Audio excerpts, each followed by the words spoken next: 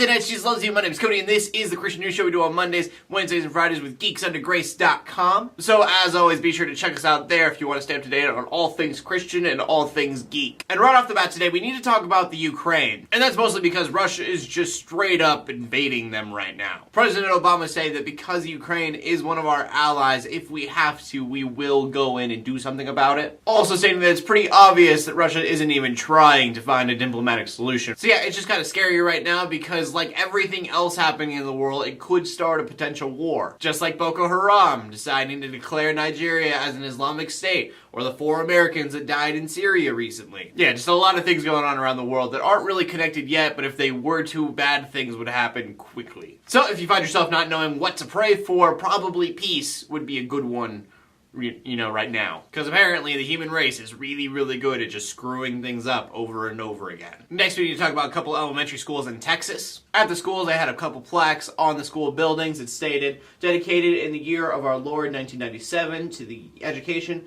of God's children and to their faithful teachers in the name of the Holy Christian Church. Sole de Gloria. And before we go any further, because I was a little confused, 1997 is not the year of our Lord. This is probably common knowledge, but it means AD. And I had to research it because I sat there thinking, what is so important about 1997 that we call it the year of our Lord? So now we cleared that out of the way, that thing that everybody probably already knew, we can talk about the Freedom from Religion Foundation. Because of course, when they saw that this says Christian Church on a plaque in an elementary school, they wrote some emails saying, we will sue you if you do not get rid of these. Which honestly, I totally understand. I mean, they're white plaques. Who gets white plaques? Though that's probably not the reason that the school is going to switch them out, but they are going to do so. And so, of course, there are some parents getting pretty mad about this. They're protesting, saying that they want to keep the plaques there. But honestly, I understand it. You should have separation of church and state, and this does muddle that line a little bit. I would understand if a church paid for it, then by all means put that church's name on a plaque on your building.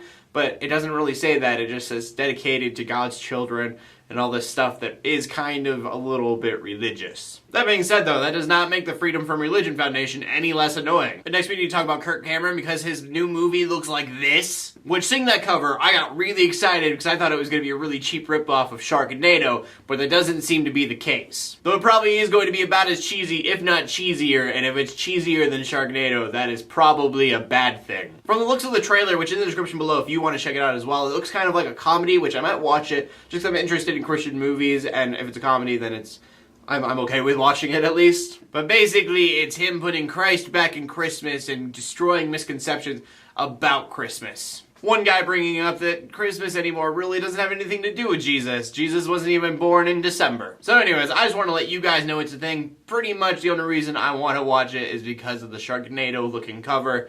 But it might be good. Who knows? And from that, we go on to the final story of the day, talking about Israel and Gaza. And it's pretty great news. Israel has claimed victory. But if you don't side with Israel, then I got good news for you as well, because Gaza claimed victory too. So there are a couple goods and bads of the story. The good thing is that people won't be dying in Israel for a while. There won't be bombs being thrown at each other, which is great. But the bad news is they didn't really accomplish anything, and so all those people died, and they're still back at square one, having the same grudges against each other. Which means that peace in Israel is probably very temporary. So we can hope that maybe the next time a problem arises, they can solve it diplomatically, but that's probably not the case. And so I started this video telling you guys to pray for peace. I'm going to end the video telling you guys, please just pray for peace. After that, we go to the question of the day, and the question of the day today is, how do you feel about political correctness? I personally hate it. I think that it's stupid, and that people should just not be offended about everything so easily. But I can also be offended by some things. There are times that I'm like, really? Maybe you should have been a little more politically correct. I can be very hypocritical about it. So I want to know what you guys think. Do you think that political correctness is necessary in any way or not? As always, I want to know what you guys have to say, so please leave a comment in the comment section below with your answer. Make sure you check out geeksundergrace.com. My name's Cody, I bring you Christian news in a not so boring kind of way every Monday, Wednesday, and Friday. In closing, let the haters hate, let the Christians pray, and to everybody, like, subscribe. I will see you later, and God bless.